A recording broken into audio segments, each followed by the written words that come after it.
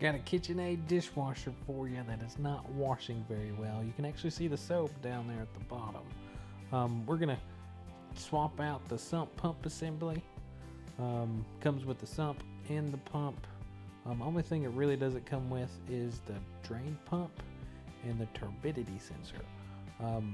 But what we got to do is we got to disconnect everything from that sump, which is the manifold, the wash arm, well, and that other piece, you can consider that a manifold as well. But once you get those off, then we're going to get down below.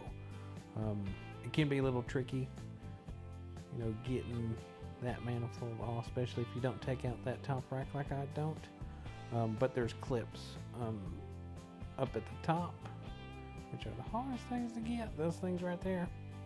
And I already took the ones out on the back wall. But once we get that off, we're gonna get down below and we're gonna empty the sump, taking out the water line to drain all the water. So you don't want to get water everywhere. But yeah, that's what we're gonna do next. So you'll want to take off this toe kick. It'll either be a 1/4-inch screw or these clips that you disconnect or take off with a flathead screwdriver. Then you get that toe kick out of the way, and then you'll see that drain line right in front of you right there. I know this ain't not a good angle for you guys, and I apologize, but I am taking off a hose clamp that's on that drain line, and then I got my shop vac, and what I'm doing is, as I disconnect that drain line, water's coming out, and I'm just sucking it up in my shop vac. But once that's dry, you'll move that drain line out of the way, and it's a good idea to put a towel or something under it, because you will still get a residual or some water coming out of it. But once you get most of it out of the way, I mean, it's no big deal. But once that water's out, we're going to start taking off this drain pump.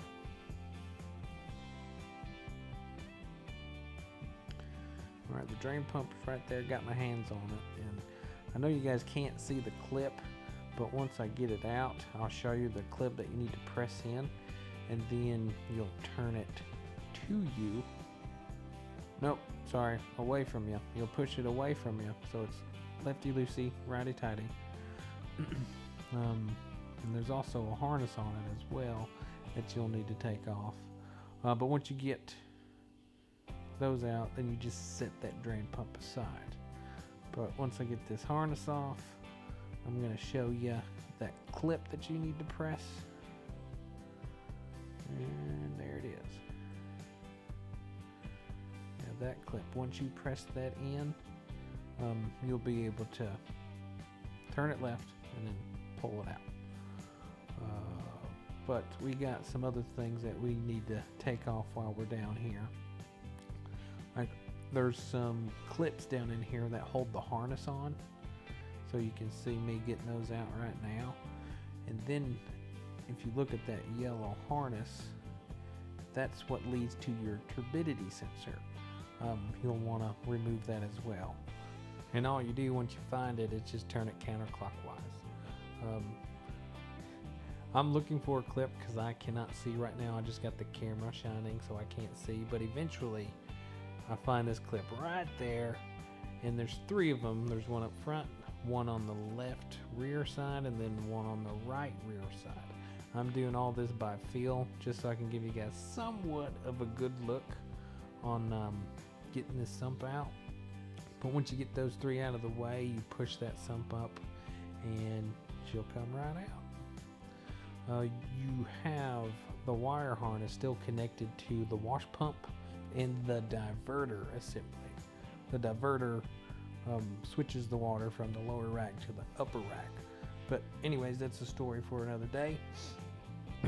But once you get this sump up, you can get to those harnesses easier, and you'll just want to take them off. There's 3 little connections, one on the motor and then 2 on the diverter assembly.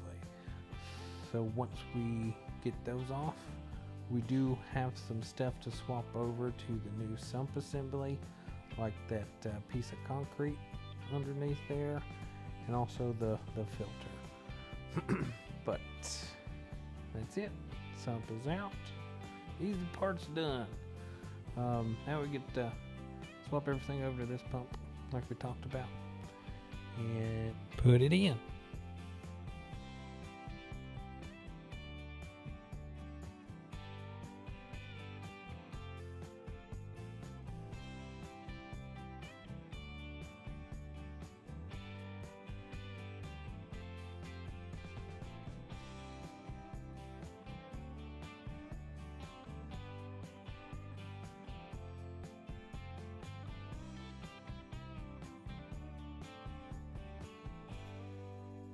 Yeah, this is the old pump, and I'm taking off the concrete,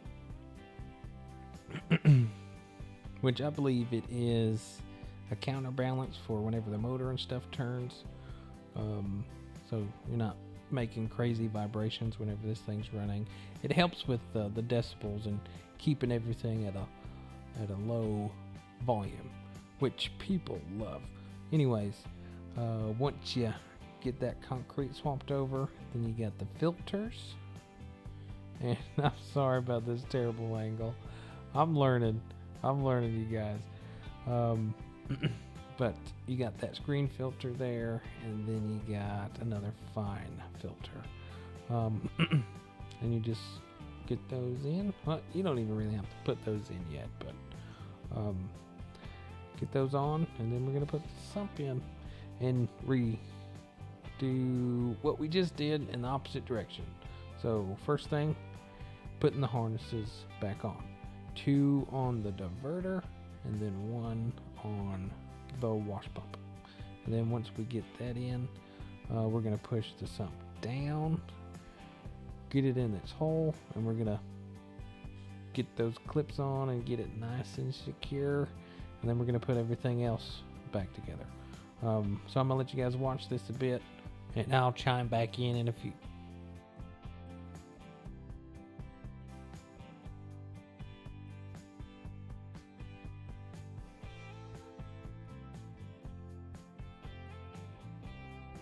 You do want to make sure that the wire harnesses aren't being stressed or anything whenever you get this guy back in. And there's only one way that this thing will actually go into that hole too. But here I'm rerouting the wires that were routed for the diverter assembly, putting it back where they're supposed to go. But once I get that situated, we're going to try and get this sump in properly. So there is a key. So whenever you're putting this sump in, there's only one way it can go. So you just got to meet that key up with the hole for the sump to go in, and then once you get that situated, you just push it down. If you guys have trouble actually getting the sump back into the hole, you can put dish soap around the seal, something that will, you know, just help it slide into place. And then once you get it down, you pull those clips back out. All 3, the one up front, and then the 2 in the rear. And then once you get that in, you put the turbidity sensor back on. That's the yellow harness. And then the drain pump, drain hose, and the harness, and everything where it's supposed to go back. But once you get all that in, then we're going to work on the manifold up top. But I'm going to let you guys watch this, and I'll chime in later.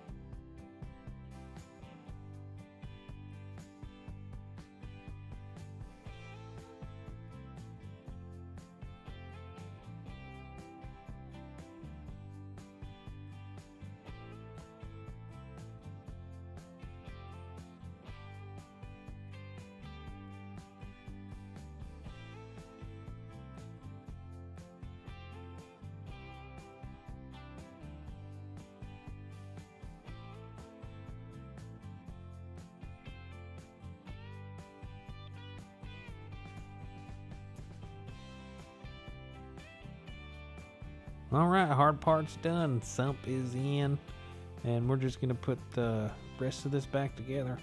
I mean, you got the manifold, the wash arm, and then that other little manifold. So I'm gonna let you guys watch this a bit. But after you get all this done, whenever you test it, before you get that kick plate back on, whenever it's filling, you do want to make sure it's not leaking. You don't want to put this thing all the way back together and then find out, I don't know, 3 months later, or I don't know, a couple days later, your cabinets or whatever are starting to rot. But you want to, make sure it's not leaking whenever you're testing this thing, and that it's working properly. This one, it wasn't washing very well, and it was actually making a noise, but I didn't get a good recording of the noise because of what was going on in the background here. But that's the reason why we changed out this sump, and once we changed it out, working great. I actually recommend replacing these sumps rather than replacing motors, because it will prevent some leaks. But that's what a dishwasher is supposed to look like. It's supposed to look like a rainfall or in a rainforest or something. But that's how you replace the sump assembly on these new KitchenAid dishwashers. So if this has helped, give me a like, subscribe. Thanks for watching.